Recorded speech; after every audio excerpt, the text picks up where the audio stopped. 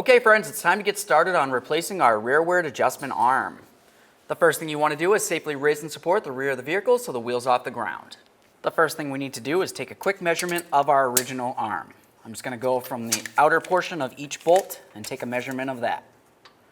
Looks like I'm at approximately 20 3/4. Every measurement could be a little bit different. Next, I'm going to use my 19mm wrench, come right along the back side of this bolt. This comes straight on through here, and then we can remove this 19mm headed nut.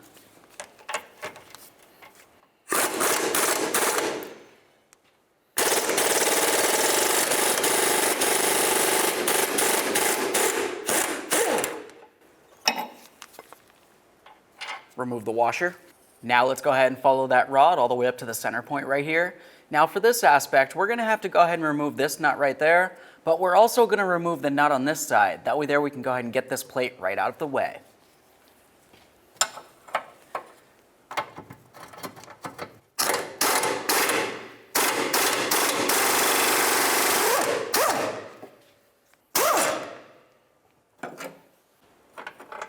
Slide this out of the way.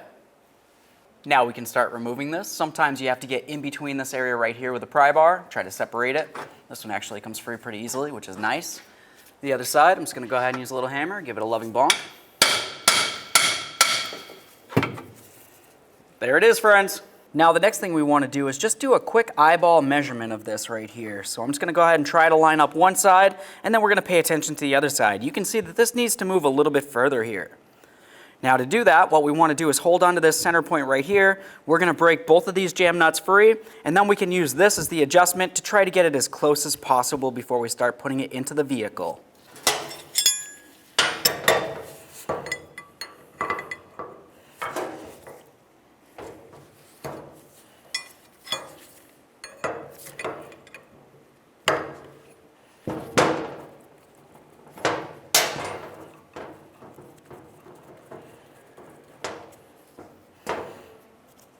Now at this point, I'm just going to try to turn this right here. If it feels as though it's hard to spin, that's okay. We'll just go ahead and put one side into the vehicle. We'll get this freed up. Now the way I'm going to do this is go ahead and slide it right up onto the stud right here. And now we can take our 7/8 wrench. We're just going to try to work this and essentially just get it so it's nice and broken free. Once it feels as though it's loose enough, we can get back over to the bench and we're going to do our pre-measurement again. I'm just going to go ahead and take this marker. I'm going to slide it right through. That's going to hold it for me. And then let's start getting this lined up. As you can tell, I'm fairly close at this point, but I'm just going to get it a little closer.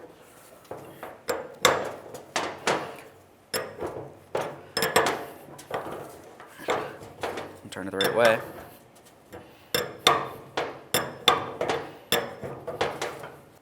All right, so I have it adjusted so it's as close as possible here. Now we can go ahead and get this back up and into the vehicle.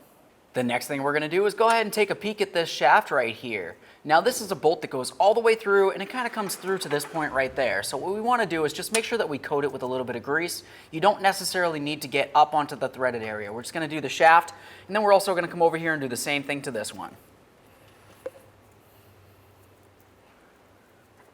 Now we can take this and put it up in. Just pay quick attention. You have the shorter end. That's going to be facing towards the center of the vehicle. The longer end is all the way down by the tire.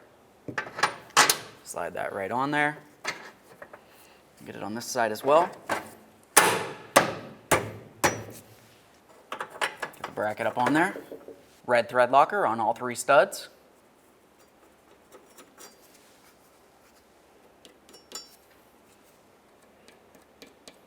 Let's start putting on our nuts. Now for this, we're going to use our washer on this outward one here. Put this right on here. This one just gets a nut. Same for this one. Now let's go ahead and use our 19mm again. We're just going to bottom these out.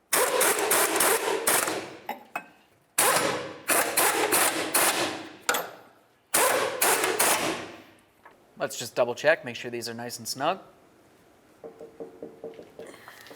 Feels good. Check your measurement, make sure you're approximately where you need to be. Let's put some copper never-sees on these areas.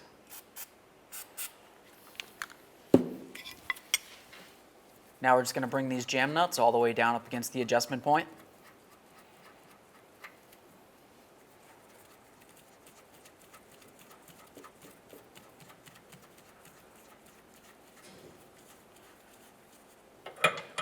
Snug up the jam nuts.